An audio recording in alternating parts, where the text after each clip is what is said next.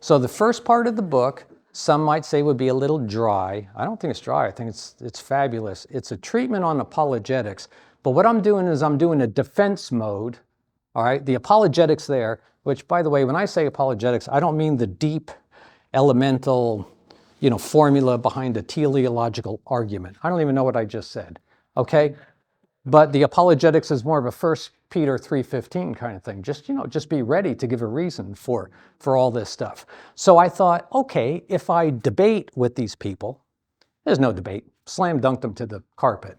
Okay, but the point is the first 10 chapters in the book, okay, are exactly this, all right? You take all the common objections, you guys are hypocrites, why would Jesus be the only way? Bible, schmible, all this other stuff that we face every day, and I address that in the beginning.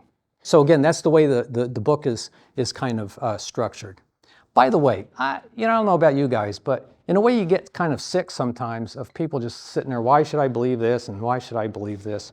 But I think the magic behind that, besides just allowing the Lord to talk through us at a given time, is to make believe that that's the first time you ever heard the question.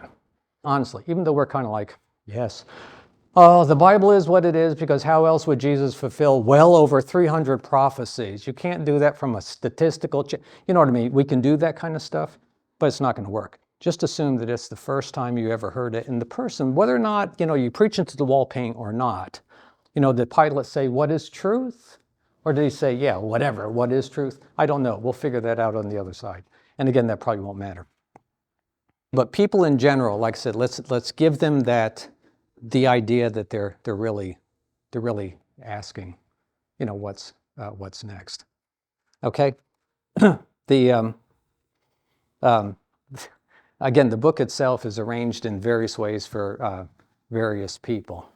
It's funny, when I'm here at DFW, I get the idea that this is where I live.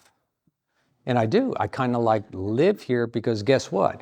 DBU is here, Chief is here, all the people that I deal with, all my financial type of people are here. I mean, everybody is here. All my doctors are here, well, except one. And when I sprouted a couple of kidney stones in Florida, I thought driving 14 hours didn't make a lot of sense. Okay, so he's over there close to the house. Everybody else is still here. So basically, my life, if you will, is here. But guess what? People, a number of you have been out there to my home.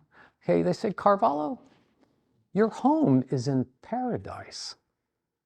And I thought, that's kind of neat. Because even though my life is here, every time I'm here right now, I'm thinking, of course, I'm mostly thinking and talking to you guys, but I know that my home is in paradise. All right, you see what I mean? And in fact, the last time I went from here to paradise or on the way, 70 degrees, 70 miles an hour, just absolutely totally fine going down the highway. Pew! Okay, so I got pulled over. You know what I got pulled over for? For traveling too closely to the car in front of you, kind of thing. And you just go like, okay, fine. But what those things, those are to me, those Nineveh moments. Okay, it's like, Jonah, oh boy, go to Nineveh. And you know what happened to Jonah and also the kind of stuff. But these are the things that happens to us, every day. Maybe not that spectacular. You're not going to be eaten by a fish or a whale and spit up on a beach. But the thing is, basically, we get the Jonah things all the time. And I think in this, how do you live outside of Sunday morning as Christians? One thing that we can do is compress the timeline between a Jonah reaction, yeah, sure, I'm out of here, to a, what? Isaiah, right? An Isaiah reaction. I'll go, send me, all excited. And I think over time, we can purposefully, certainly, but allowing the Holy Spirit to work through us, kind of compress that timeline.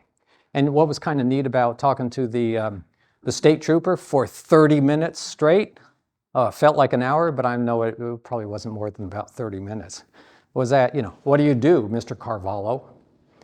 He got my name right the first time.